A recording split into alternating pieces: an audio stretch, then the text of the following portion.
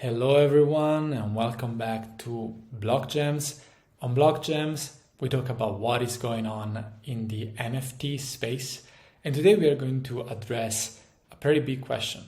Why should you collect NFTs in the very first place?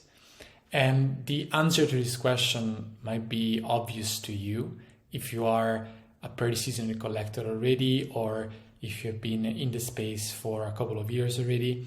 But if you are new in this world, if you are just starting out now collecting, or if you're just curious and you've been wondering why anybody would pay hundreds, if not thousands of dollars for NFTs, this is probably a video that could explain that, could answer that question for you.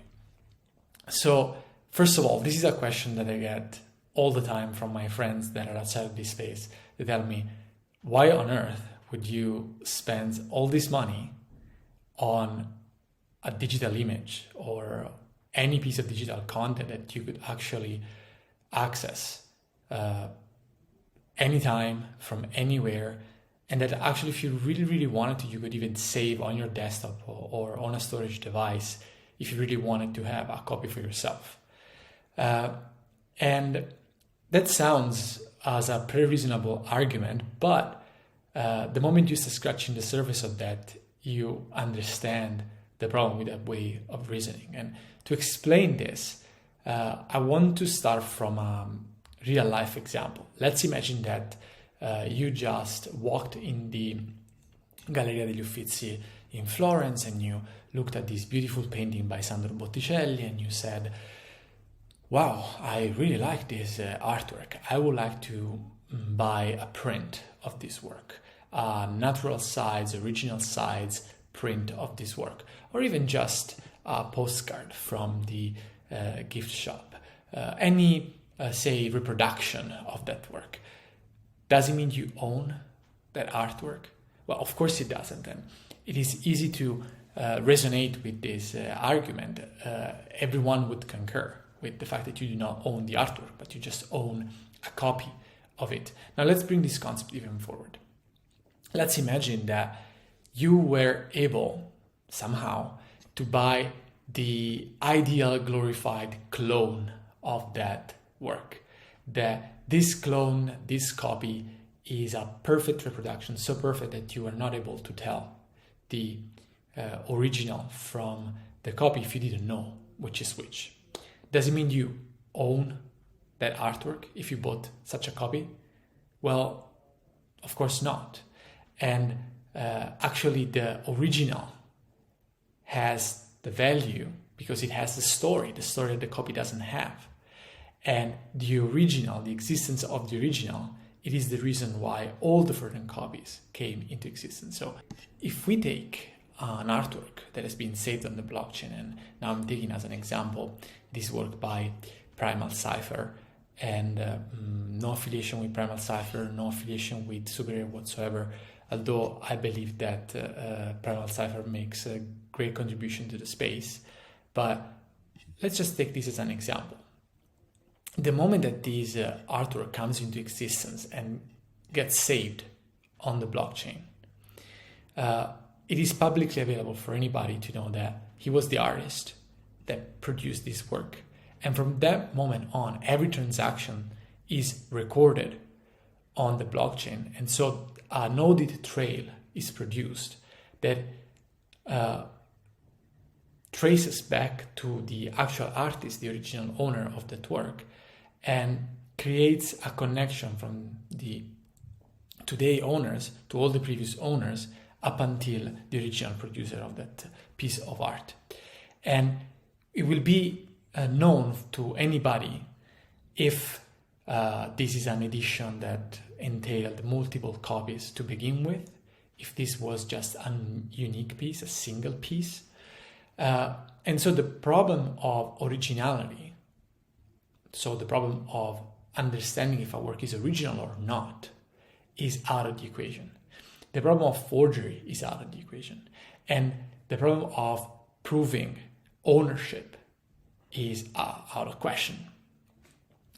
Now, you might be asking, yeah, okay, but is the problem of proving originality and proving ownership an actual big issue in present days art industry?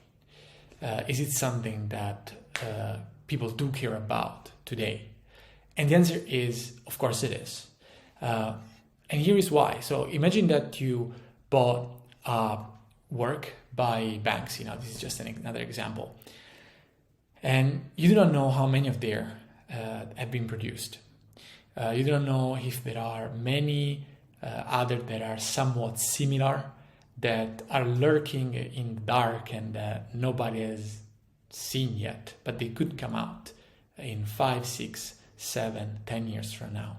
Now, this may be a big threat for your investment if you purchased a piece of art for investment purposes. Because if 10 years from now, 10 works exactly like this one become known and they're all proved to be original, the value of what you bought is under threat. Or at least it's a concern for you. Instead, you do not have this problem when an artwork is digitally produced and stored on the blockchain. And actually, if you really want to geek on this, you can go and check that audit trail that is publicly available. To go back on the point of super rare of this example, this information about who owns it and the transactions that have occurred, this information is not provided by super rare. It's provided by the blockchain. This is very important because there is no centralized authority that is providing this information or that is storing this information. Super rare is just sourcing it and making it available for the public. Now, let's go even further. What is another problem that NFTs are solving? If we pick this work here, this is the page where we started from. This is a work by Bill Ellis. The name is Spatos. This is a work that I own.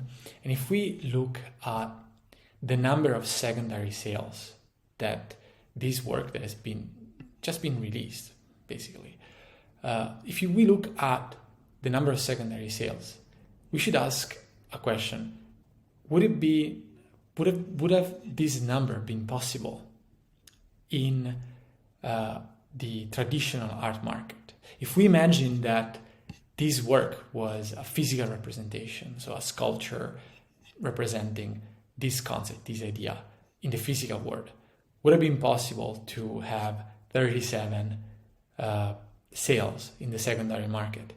Well, I think that's much harder. There is packaging, there is moving the stuff around, there is custom clearance if you want to have a global market. An entire series of hurdles that the moment this artwork is digital, you don't have anymore. So the problem of liquidity that has always been an issue in the art market has seen a tremendous improvement, a 100x improvement, because now this market is much more liquid. So, of course, the topic of liquidity, as well as the topic of transparency of data and other advantages that are available thanks to the innovation NFTs, deserve a much larger discussion. This will be the topic of future videos. But for now, I just wanted to provide a high-level explanation of why you should collect NFTs in the first place if you are interested in the art market. And with that, I ask you to subscribe to this channel if you enjoy the content, if you like the content, and to hit that like button, because this encourages me to produce more content. So thank you for your time, and see you in the next video.